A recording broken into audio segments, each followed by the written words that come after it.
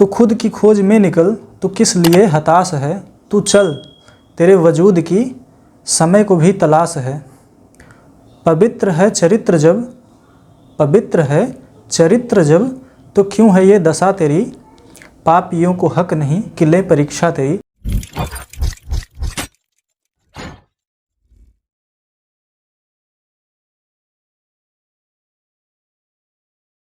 नमस्कार दोस्तों, मैं प्रदीप चौरसिया आप सभी का अपने YouTube channel new Gurukul centre of excellence पर स्वागत करता हूं।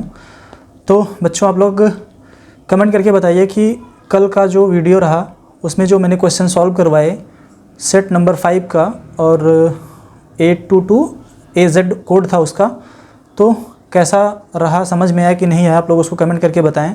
तो आज उसी सेट का बचा हुआ पार्ट हम यहाँ पे सॉल्व करेंगे। तो यहाँ पे दिया हुआ है क्वेश्चन कि निम्नलिखित बारंबारता बंटन का बहुलक बताओ।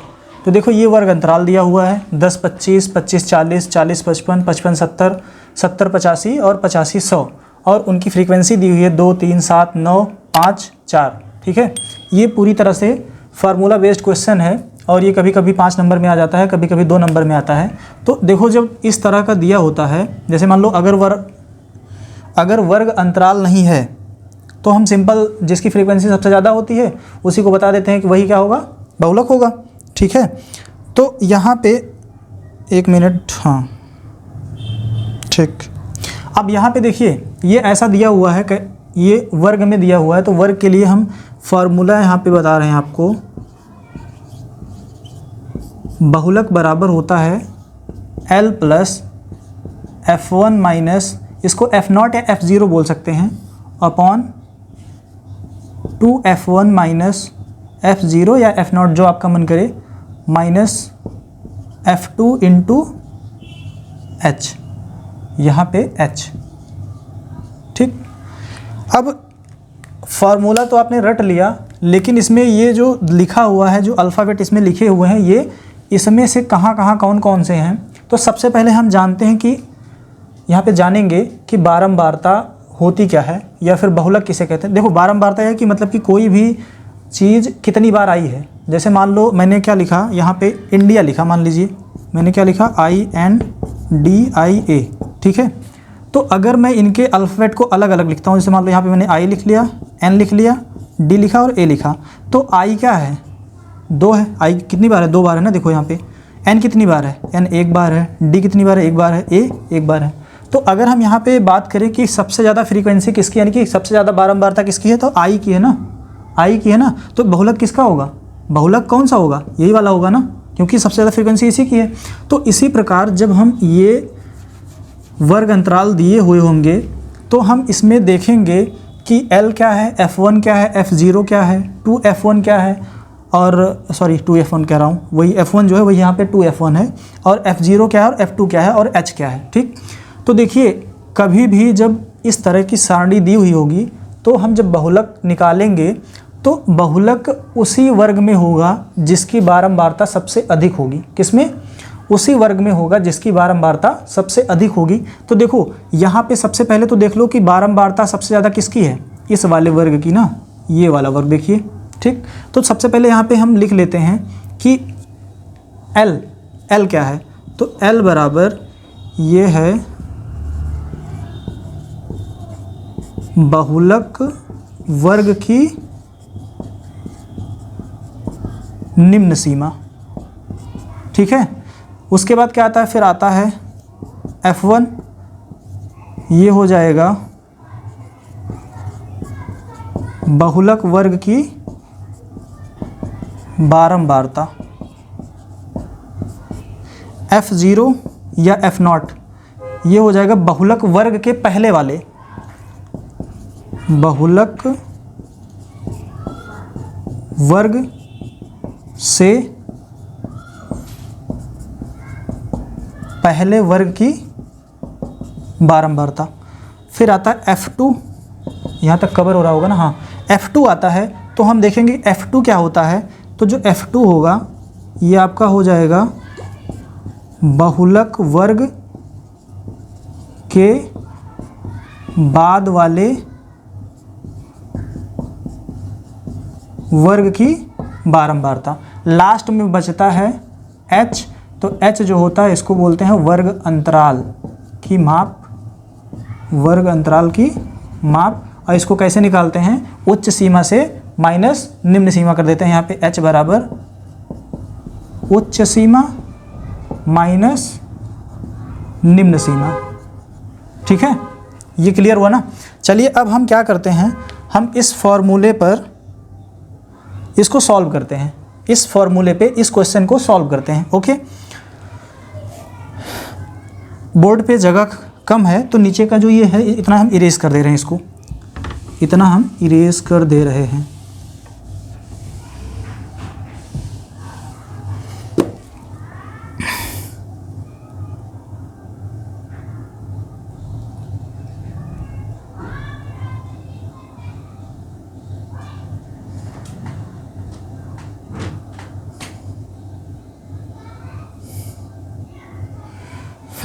ठीक है, अब देखिए यहाँ पे हम देखते हैं कि L बराबर कितना, यहाँ पे सबकी वैल्यू लिखते हैं। L बराबर, L मैंने बताया कि बहुलक वर्ग की निम्न सीमा, तो L जो है 55 होगा, क्योंकि यहाँ पे ये दे रखा है L बराबर बहुलक वर्ग की निम्न सीमा, ये 55 हो गया। F1 अगर हम देख रहे हैं तो F1 क्या है हमारा, बहुलक वर्ग की फ्रीक्वेंसी, यानी कि बहुलक वर्ग की बारंबारता कितनी है, यहाँ पे 9 है। फिर हम F0 जब लेंगे तो जो F0 है वो F0 का कौन सा होगा, ये बहुलक वर्ग है, बहुलक वर्ग के पहले वाला जो वर्ग होगा उसकी फ्रीक्वेंसी कितनी है, 7 है। फिर यहाँ पे हम F2 जब लेंगे तो F2 क्या है, बहुलक वर्ग के बाद का वर्ग, बहुलक वर्ग हमारा यही है ना, ये वाला बहुलक वर्ग के बाद का जो वर्ग है उसकी फ्रीक्वेंसी कितनी है, तो यहाँ पे 5 है। अब हमको क्या निकालना है, हमको h निकालना है। तो मैंने बताया कि h निकालने के लिए हम क्या करते हैं, किसी भी एक वर्ग, क्योंकि वर्ग अंतराल ज़्यादातर कैसे मिलेंगे हमको, समान मिलेंगे, अगर नहीं समान रहता तो वो बनाया जाता है, उसको बनाने का अलग मेथड है, मैं उसको बताऊंगा। लेकिन फिलहाल यहाँ पे हमको h निकालना है, तो हम क्या करेंगे, जो मैक्सिमम लिमिट है उसमें से मिनिमम लिमिट को घटा दें, यानी कि उच्च सीमा से निम्न सीमा को लेस कर देंगे, घटा देंगे। तो देखो कोई भी एक वर्ग लेते हैं तो सब में देखो यही वाला ले लेते हैं, तो 70 माइनस 55 करेंगे तो आ जाएगा ये 15। ठीक है, अब इसको हम इस पर पुट कर देते हैं, जितनी वैल्यू दी हुई है इसको यहाँ पे हम पुट कर देते हैं। ठीक है, L बराबर 55 प्लस F1 है 9, F0 कितना है, F0 है आपका 7, 2F1 2 into 9, F0 7 minus F2 5 into H कितना है, H निकल के आया है आपका 15। ठीक है, अब इसको धीरे से हम ऐसे सॉल्व कर देते हैं चुपके से। प्लस 9 में से 7 का कितना बचा, 2, 9 दूनी 18 और 7 5 12 गुणे में 15।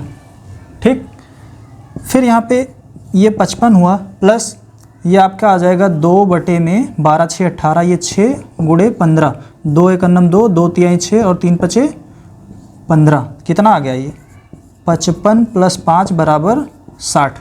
बहुलक जो आएगा आपका क्या होगा, बहुलक 60 आएगा। तो यहाँ पे जो आंसर होगा बहुलक बराबर 60, यही आपका राइट आंसर होगा। ना समझ में आओ तो एक बार मैं फिर से समझाता हूँ। देखिए यहाँ पे दिया हुआ है कि निम्नलिखित बारंबारता बंटन का बहुलक बताओ। ठीक है, क्या दिया हुआ है, एक हमको टेबल दी हुई है, कैसी टेबल है, वर्गीकृत टेबल है। और ये अगर अवर्गीकृत होती है तो उसका दूसरा तरीका होता है, वो सिंपल होता है, लेकिन यहाँ पे वर्गीकृत टेबल है।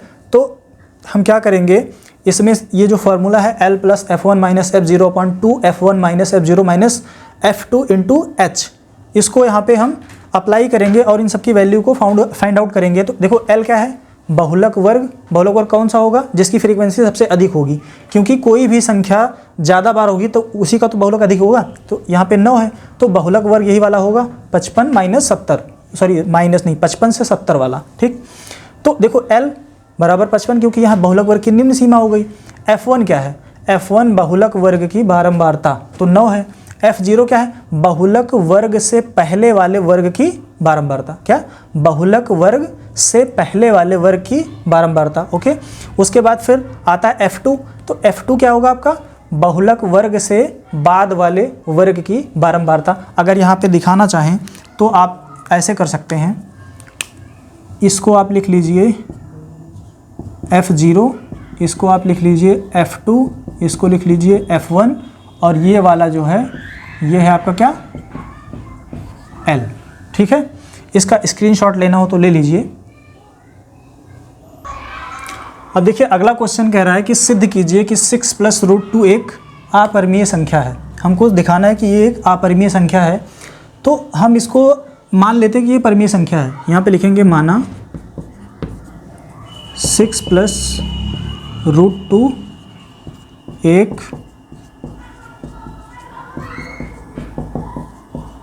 परिमेय संख्या है। ठीक है, इसलिए यह P/Q के रूप की होगी और Q ≠ = 0, ऐसा होगा ना। तो हम इसको लिख सकते हैं ना 6 + √2 = P/Q, ऐसे बना सकते हैं ना, क्योंकि जब ये मैंने मान लिया परिमेय संख्या है तो ये P/Q के फॉर्मेट में होना चाहिए ना। हाँ ठीक है, अब देखो फिर इसको हम लिखेंगे कि √2 = P/Q - 6, ऐसे। ठीक है, अब देखिए जब P/Q परिमेय संख्या है तो लिखेंगे चूंकि P/Q परिमेय संख्या है तो P/Q - 6 भी परिमेय होगी। क्यों होगी? दो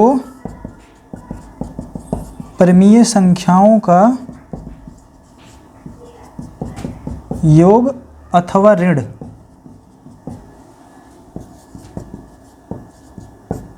सदैव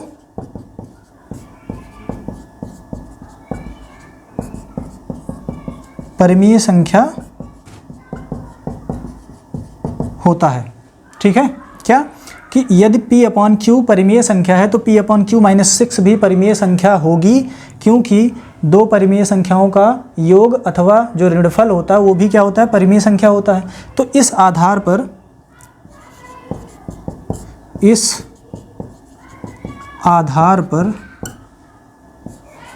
√2 भी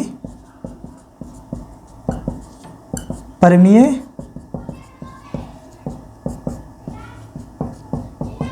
संख्या होगी, किंतु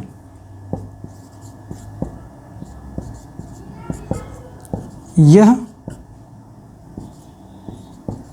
तथ्य सर्वथा असत्य और अवैध है। ठीक है, क्या यह तथ्य जो है कि √2 जो है परिमेय संख्या है, ये क्या, ये सर्वथा असत्य और अवैध है। तो जब असत्य और अवैध है तो ऐसा आया क्यों? ऐसा इसलिए आया है, यहाँ ऊपर लिख देते हैं,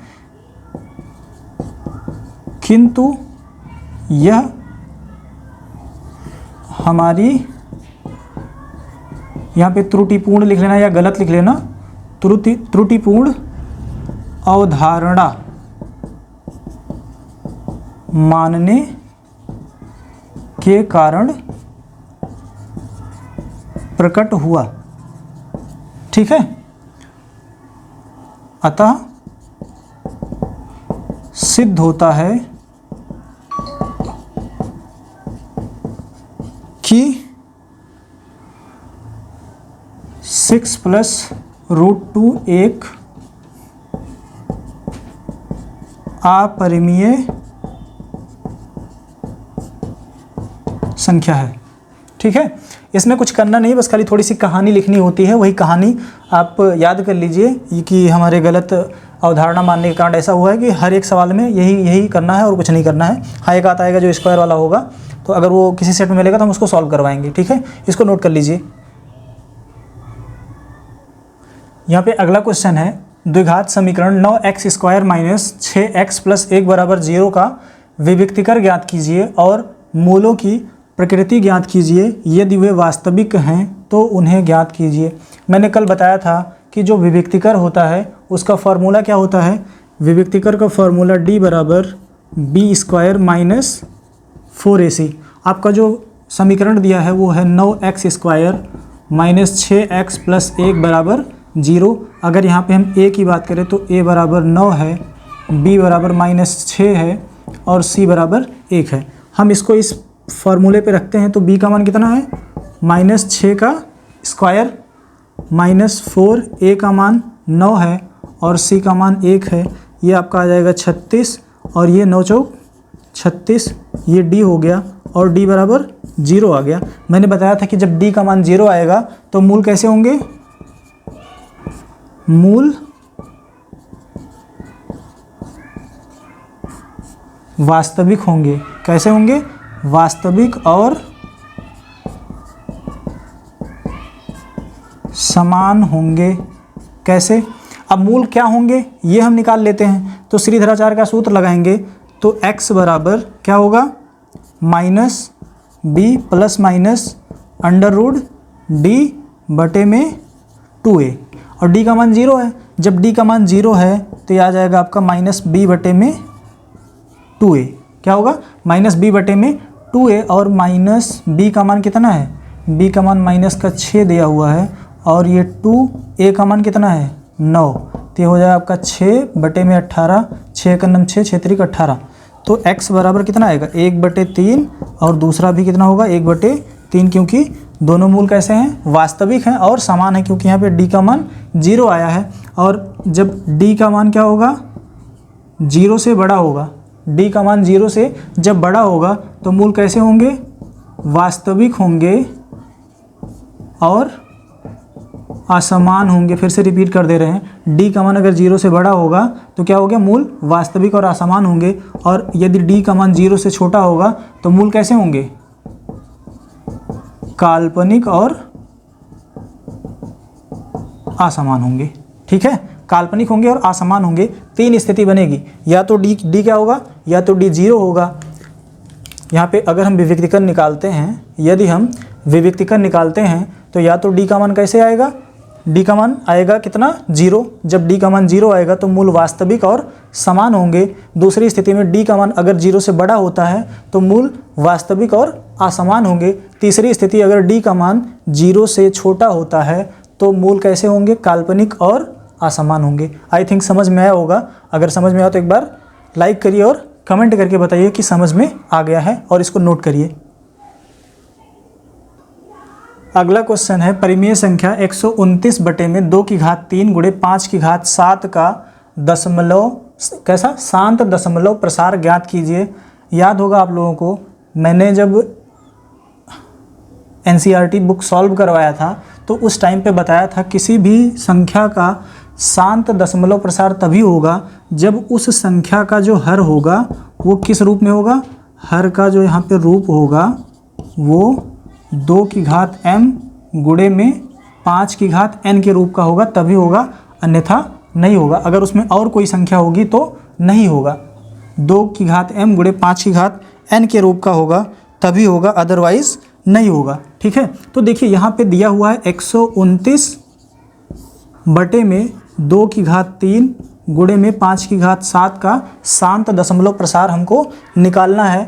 और हमको यहाँ पे ये भी करना है कि कोई भाग नहीं देना है, कोई भाग भी नहीं देना है। तो इसको निकालने के लिए हम क्या करेंगे, देखो 5 की घात कितना है 7 है, तो हम क्या करते हैं कि इसमें 2 की घात 4 नीचे जोड़ देते हैं और 2 की घात 4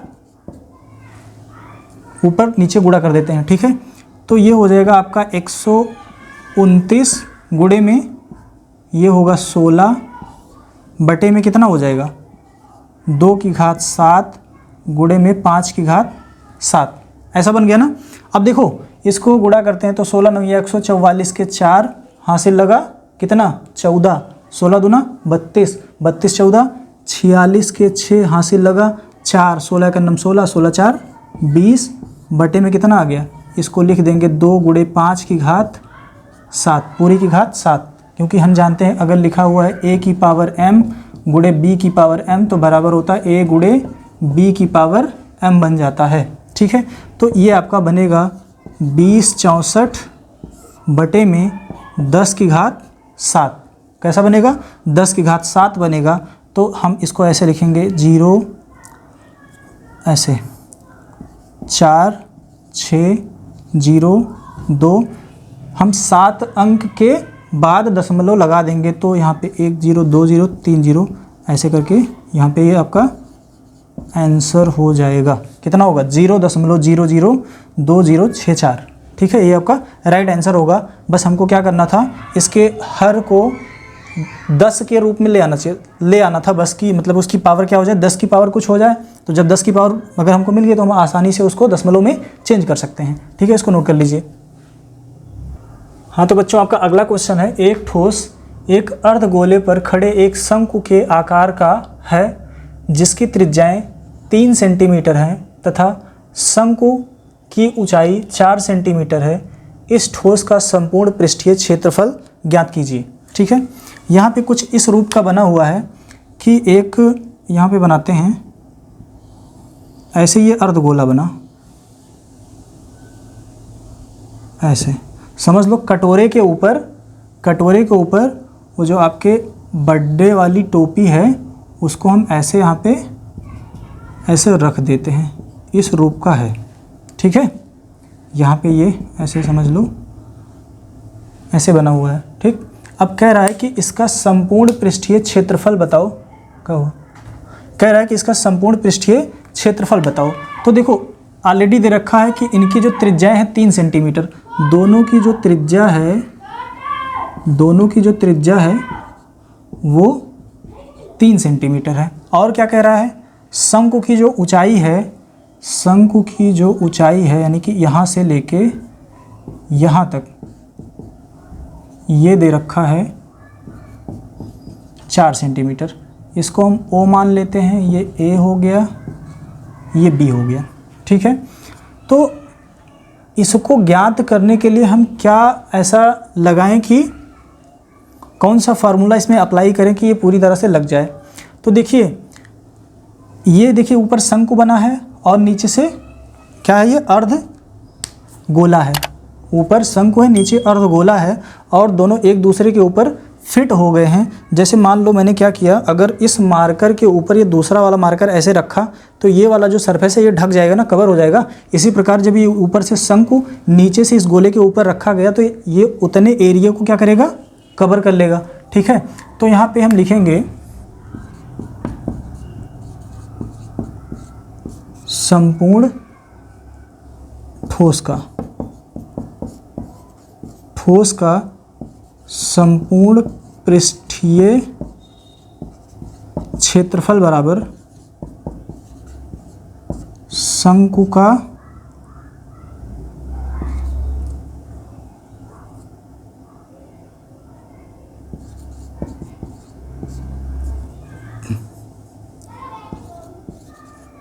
वक्र पृष्ठीय क्षेत्रफल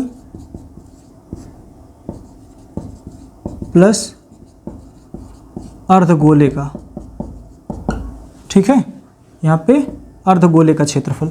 ठीक, तो शंकु का क्या होता है, पाई आर एल, और इसका अर्धगोले का कितना होता है, गोले का संपूर्ण पृष्ठ होता है कितना, 4 पाई आर स्क्वायर। तो ये हो जाएगा आपका 2 पाई आर स्क्वायर, अर्धगोला है ना।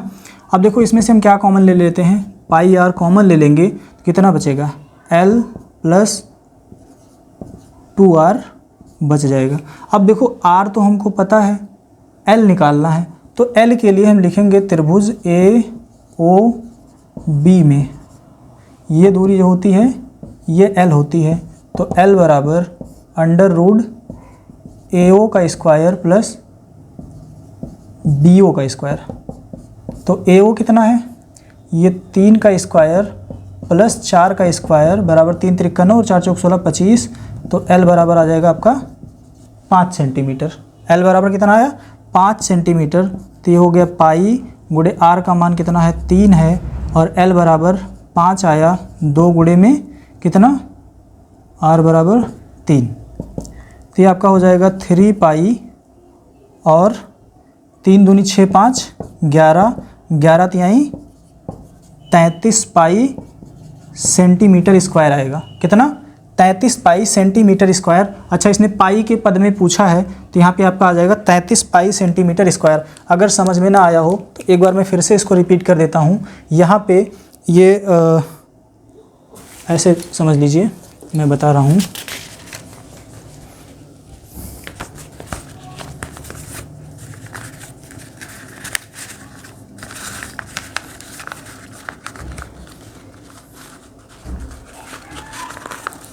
कुछ ऐसा शंकु बनेगा, ऐसा। अब नीचे से अगर हम इस पे ऐसे ऐसे हाथ लगा के इसको ऐसे रोक देंगे तो देखो ये वाला सरफेस ढक जाएगा ना इसका। तो यहाँ पे बीच वाला जो सरफेस दिख रहा है कटा हुआ, ये इसके ऊपर ढका हुआ है, तो इसलिए इसको हम कंसीडर नहीं करेंगे। खाली बाहर बाहर अगर इस पर हम टेपिंग करें या फिर कपड़ा लपेटें तो कितना कपड़ा लगेगा वही एरिया हमको बताना है। तो यहाँ पे लगाएंगे क्या? शंकु का पृष्ठ क्षेत्रफल प्लस में अर्धगोले का क्षेत्रफल। तो देखो पाई आर एल हो जाएगा। शंकु का वक्र पृष्ठ क्षेत्रफल कितना होता है? Pi R L plus 2 pi R square. यहाँ क्योंकि 4 पाई आर स्क्वायर होता है संपूर्ण गोले का। तो अब चूंकि ये पूरे गोले का तो हमको निकालना ही, आधे गोले का निकालना है, तो लिखेंगे 2 पाई आर स्क्वायर। देखो दोनों की त्रिज्या क्या है? सेम है, तो पाई आर कॉमन ले लेंगे, एल प्लस 2 आर बचेगा। और यहाँ पे आर का मान 3 दिया हुआ है, एल का मान यहाँ से हम त्रिभुज, समकोण त्रिभुज का फॉर्मूला लगा के वो पाइथागोरस प्रमेय से निकाल लेंगे। तो ये हो जाएगा आपका 33 पाई सेंटीमीटर स्क्वायर। इसको नोट करिए। देखिए यहाँ पे कह रहा है कि उस त्रिभुज का क्षेत्रफल ज्ञात कीजिए जिसके शीर्ष P00, Q20 और R03 है। तो देखो इसको हम दो तरीके से लगाएंगे। पहले तो एक जो फार्मूला होता है त्रिभुज का क्षेत्रफल बराबर 1/2, यहाँ पे लिखो x1 ब्रैकेट ऐसे लगा दो, y लिखो, फिर प्लस x2 यहाँ पे y माइनस फिर y लिख दो, फिर यहाँ पे लिखो x3, फिर यहाँ पे y माइनस वाई लिख दो। अभी मैं आपको बता रहा हूँ कि ये फार्मूला बनाना कैसे है, ठीक है। अब देखो यहाँ पे भी माइनस लगाना है। यहाँ पे 1 है ना, यहाँ पे 2 लगाओ, यहाँ पे 3 लगाओ, यहाँ पे 2 है तो 3 लगाओ, 1 लगाओ, यहाँ पे 3 है तो यहाँ पे 1 लगाओ और 2 लगाओ, ठीक।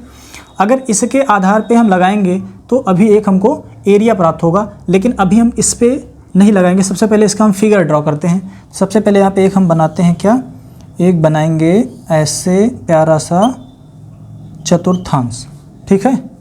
प्रथम चतुर्थांश बनाएंगे और इसको हम नाम दे देते हैं P, और P क्या है? 0 0 दे रखा है। उसके बाद Q कह रहा है कि Q जो है, Q बिंदु 2 और 0 है। इसको यहाँ से यहाँ पे हम ले जाते हैं, यहाँ पे कोई थोड़ा और आगे लेके चले जाते हैं। मान लीजिए इसको ऐसे और आगे यहाँ पे लेके जाते हैं। यहाँ पे एक पॉइंट क्या है? Q है, इसका जो है 2 और 0 है, क्योंकि इस पे जो y है, y अक्ष का जो निर्देशांक है वो 0 प्राप्त हो रहा है। x अक्ष पर चली गई दूरी 2 मिल रही है, y यहाँ पे 0, क्योंकि x अक्ष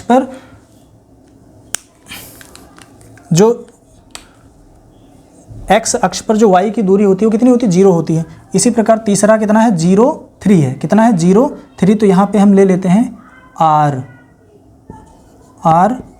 0 3। अब इसको हम मिला देते हैं ऐसे, ठीक है, ये मिला देते हैं।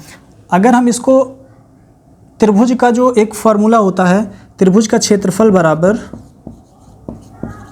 त्रिभुज का क्षेत्रफल बराबर 1/2 गुणे आधार गुणे संगत ऊंचाई का फार्मूला यहाँ पे हम लगाते हैं। तो देखो आधार कितना बन रहा है? यहाँ से लेके इस बिंदु से लेके यहाँ तक की दूरी कितना है? 2 इकाई है। कितना है? 2 इकाई है। और इस P से R की दूरी कितना? P से R की जो दूरी है वो कितना है? वो है 3 इकाई। कितना है? 3 इकाई। तो अगर इस पे हम फार्मूला लगाते हैं तो देखो एक समकोण त्रिभुज हमको मिल गया, क्योंकि यहाँ पे ये 90 डिग्री का है। तो 1/2 आधार कितना है? 2 है, और संगत ऊंचाई कितना? 3 इकाई है। 2 से 2 कट गया, कितना आएगा यहाँ पे? 3 वर्ग इकाई। 3 वर्ग इकाई। एक फार्मूला तो ऐसे लग गया, ठीक है, 3 वर्ग इकाई आया। अगर हम इस वाले फार्मूले पे हम सबके मान को रखते हैं, यहाँ पे इसको मान लेते हैं x1, ये हो गया y1, x2 ये हो गया y2, ये हो गया x3, ये हो गया y3, ठीक है। सबसे पहले इस वाले को नोट कर लीजिए। फिर हम इतना नीचे का इरेज करके इस वाले फार्मूले पे रखते हैं, फिर देखते हैं कि 3 इकाई कैसे आता है। ठीक, अब देखिए इसमें हम इसके मान को जब रखेंगे तो ये हो गया 1/2, x1 कितना है 0 है, y2 कितना है y2 0 माइनस y3 कितना है y3 है 3, प्लस x2 कितना है x2 है आपका 2, y3 कितना है y3 है आपका 3, माइनस y1 कितना है y1 है 0, प्लस x3 कितना है x3 है 0 और y1 कितना है y1 है 0, माइनस y2 कितना है वो भी है 0। ठीक, तो देखो यहाँ पे 1/2 लिख देते हैं, ये वाला पूरा पोर्शन 0 हो जाएगा, प्लस में ये कितना होगा 2 गुणे 3 बचेगा, ये वाला पोर्शन पूरा 0 हो जाएगा और आएगा 1/2 गुणे में 3 दूनी 6, 2 1 2, 2 तिहाई 6 आएगा 3 वर्ग इकाई। आया ना वही आंसर, वही आंसर आया ना जो इसके पहले लगाया था हमने चित्र बनाकर, वही वाला आया। अगर हम चित्र नहीं ड्रॉ कर पा रहे हैं मान लो तो कैसे आएगा ये मैंने बता दिया यहाँ पे। ओके, नोट कर लीजिए। तो अगला क्वेश्चन है x - 1/x = 3 where x not = 0 के मूल ज्ञात कीजिए। तो देखिए यहाँ पे इसको हम बनाएंगे सबसे पहले द्विघात समीकरण के रूप में, ये ऐसा दिया हुआ है तो ये हो जाएगा x² - 1/x = 3। ठीक है, फिर इसको और जब सॉल्व करेंगे तो x² - 1 = 3x और बनेगा x² - 3x - 1 = 0। इस रूप का मिल गया ना। अब देखो सबसे पहले इसके मूल ज्ञात करने हैं हमको, तो हम सबसे पहले देख लेते हैं कि इसके मूल कैसे होंगे, वास्तविक होंगे कि आभासी होंगे या जिसको बोलते हैं काल्पनिक होंगे, समान होंगे कि असमान होंगे। सबसे पहले तुलना कर लेते हैं किससे, ax² + bx + c = 0 से तुलना करने पर तो a बराबर कितना होगा 1 होगा, b बराबर -3 एंड c बराबर -1। तो हम यहाँ पे d का मान निकालते हैं तो d बराबर होता है b² - 4ac, v का मान -3² - 4, a का मान कितना है 1 है, c का मान -1 है। 3 त्रिक का 9 हो गया और ये कितना आएगा आपका 4 और ये हो गया 9 4 13, तो d बराबर कितना हो गया 13 जो कि 0 से बड़ा है। तो यहाँ पे देखिए d का मान 13 आया और जो 13 है ये 0 से बड़ा है, इसका मतलब इसके मूल कैसे होंगे, इसके मूल वास्तविक और असमान होंगे। ठीक है, तो अब मूल ज्ञात करने का यहाँ पे नंबर आया तो सबसे पहले हम क्या लिखेंगे, यहाँ पे x बराबर -b + -√d/में 2a। तो x बराबर कितना b का मान कितना है, देखो b का मान -3 है, प्लस माइनस d का मान 13 आया है, 2 × a का मान कितना है, a का मान 1 है, तो x = ये आ जाएगा प्लस का 3 + -√13/में 2। तो देखो यहाँ पे x के 2 मान निकलेंगे, एक क्या निकलेगा, एक का निकलेगा 3 + 13/2, दूसरा आएगा 3 - 13/2। ठीक है, तो आपका ये यहाँ पे निकल गया। हम सबसे पहले d निकालेंगे और d के आधार पे ही हम डिसाइड करेंगे कि मूल उसके वास्तविक होंगे या काल्पनिक होंगे। फिर इसके बाद अब आता है आपका, इसमें अभी 4 या 5 सवाल और बचे हुए हैं, तो ज़्यादा लंबा वीडियो हो जाता है तो फिर आप लोग को देखने में भी दिक्कत होती है और हमको भी यहाँ पे अपलोड करने में भी प्रॉब्लम होती है। तो इसीलिए अब आज की क्लास को यहीं पे ख़त्म करते हैं और जो 4-5 सवाल बचे हुए हैं फिर ये कल की क्लास में हम कंटिन्यू करके ख़त्म कर देंगे। और हाँ, जिन बच्चों को वीडियो में क्लियर नहीं दिखाई दे रहा है वो क्या करेंगे, अपने YouTube की सेटिंग में जाएंगे और वीडियो की जो क्वालिटी है उसको 240+ रखेंगे। कितना, 240+, क्योंकि जब यहाँ से तो मैं HD में अपलोड कर रहा हूँ, लेकिन जब वो वहाँ पे वीडियो की क्वालिटी 144 आ जाती है तो फिर ये जो यहाँ पे वर्ड्स लिखे हुए हैं वो ब्लर हो जाते हैं और सही से दिखाई नहीं देते हैं। तो बस बाकी बच्चों आप लोग ऐसे पढ़ते रहिए और सीखते रहिए, कमेंट करके बताते रहिए कि कहाँ पे समझ में नहीं आया है, फिर वहाँ पे आपको मैं फिर से समझाऊँगा। और बस इसी के साथ आज की क्लास समाप्त करते हैं। Thank you.